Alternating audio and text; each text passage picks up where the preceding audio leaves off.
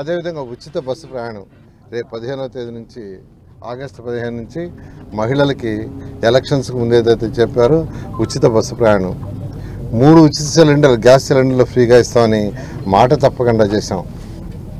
అదేవిధంగా DSC conduct చేశారు యాక్చువల్గా, దాన్ని కూడా తొందరలో అపాయింట్ చేస్తారు. ఇట్లా ఈ ప్రభుత్వం ఖజానా ఖాళీ అయ్యి 10 లక్షల కోట్ల అప్పున్నా, ఎన్నో ఆర్థిక ఇబ్బందులున్నా సంక్షేమాన్ని ఒక పక్క, డెవలప్మెంట్ మరొక పక్క చేస్తూ ఈ రెండింటిని 2 కళ్ళుగా భావిస్తూ ఈరోజు ముందుకు తీసుకుపోతుంది.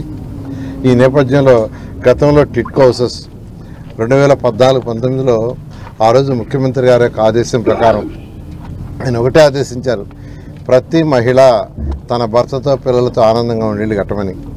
దాని ప్రకారం టిట్కో హౌస్ డిసైడ్ చేసి 7 లక్షలు శాంక్షన్ చేసాం. దాదాపు 5 లక్షలు టెండర్లు పిలిచి గ్రౌండ్ చేస్తే గత ప్రభుత్వం 2,60,000 కుదిర్చి అవి కూడా పూర్తి చేయాల, అవి కూడా అసంపూర్ణంగా. ఇప్పుడు ఒక అతను వచ్చాడు, సార్ నేను ₹1,00,000 కట్టాను, నాకు ఇల్లు కట్టకుండానే నా మీద లోన్ రైజ్ చేశారు, ఇల్లు కట్టకుండా నా మీద లోన్ చేసి నా యొక్క అకౌంట్స్ ఎన్పి అవుతున్నాయి. మొన్న అటువంటి అకౌంట్స్ ఉంటే బ్యాంక్ వాళ్ళందరూ చెప్తే ఇల్లు కట్టకుండా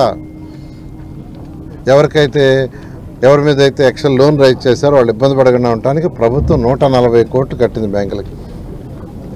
140 కోట్లు. గత ప్రభుత్వము ఇల్లు కట్టకుండా వాళ్ళ మీద బ్యాంక్ లోన్ రైజ్ కట్టేసినట్టుగా వాళ్ళకి ఎన్పి అయిపోతుంటే 140 కోట్లు ముఖ్యమంత్రి గారు మీరు కట్టేయండి, పార్టీల మీద ఏదైనా ఉండొచ్చు కానీ ప్రజలు ఇబ్బంది పడకూడదని ఈ విధంగా ఈరోజు సుపరిపాలన అంటే ప్రజలకు ఏం చేయాలో, ప్రజల అవసరాలు, ప్రజలు ఇబ్బంది చేయటం. టిట్కో హౌసెస్ కూడా యాక్చువల్గా ఇన్కంప్లీట్ ఉన్నాయి, వాటిని కూడా యాక్చువల్గా 430, 365 ఈ 2 కూడా డిసెంబర్ ఎండింగ్ లోపల పూర్తి చేసేట్టుగా రాష్ట్రం మొత్తం వర్క్ చేస్తున్నాం. తర్వాత 300 కూడా కంప్లీట్, అవి కూడా జరుగుతున్నాయి, అవి కూడా త్వరలో కంప్లీట్ చేసి ఎవరికి ఇవ్వాలో వాళ్ళకి ఇవ్వడం జరుగుతుంది. మన నెల్లూరు నగరంలో ఒక భాగమైనటువంటి భగత్ సింగ్ కాలనీకి ఒక 40 సంవత్సరాల నుంచి కూడా అక్కడ నిరుపేదలు నివసిస్తున్న ప్రాంతం. అక్కడ పట్టాలు ఇవ్వాలని చెప్పి వాళ్ళందరూ కూడా అడగడం జరుగుతూ ఉండింది. ఇటీవల మన గౌరవ మంత్రివర్యులు నారాయణ సారు అక్కడ పెన్షన్ల పంపిణీకి వచ్చిన సందర్భంలో వాళ్ళ సమస్యని తెలుసుకొని ఒక నెల రోజుల వ్యవధిలోనే మన క్యాబినెట్లో దాన్ని పెట్టి 1,400 మంది గడప ఉంటే వాళ్ళందరూ కూడా పట్టాలు ఇప్పించేదానికి క్యాబినెట్లో కూడా ఓకే చేయించి ఈరోజు రేపు పట్టాలు ఇవ్వబోతున్నారు. మన భగత్ సింగ్ కాలనీ టిట్కో అపార్ట్మెంట్లలోనే ఉన్నటువంటి స్కూల్ దగ్గర ఆ వేదికను కూడా ఈరోజు ఏర్పాటు చేయడం జరిగింది. రేపు వర్చువల్గా జరిగే ముఖ్యమంత్రి గారి సమక్షంలో ముఖ్యమంత్రి గారి చేతుల మీదుగా ఈ పట్టాల పంపిణీ కార్యక్రమం చేయడానికి ఏర్పాట్లు పరిశీలించడానికి మన గౌరవ మంత్రివర్యులు నారాయణ సార్ ఇక్కడికి విచ్చేశారు.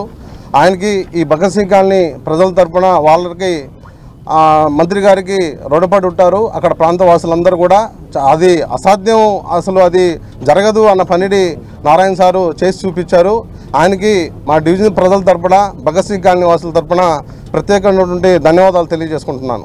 ఇటువంటి మరెన్నో వీడియోల కోసం మా ఛానల్ ని సబ్స్క్రైబ్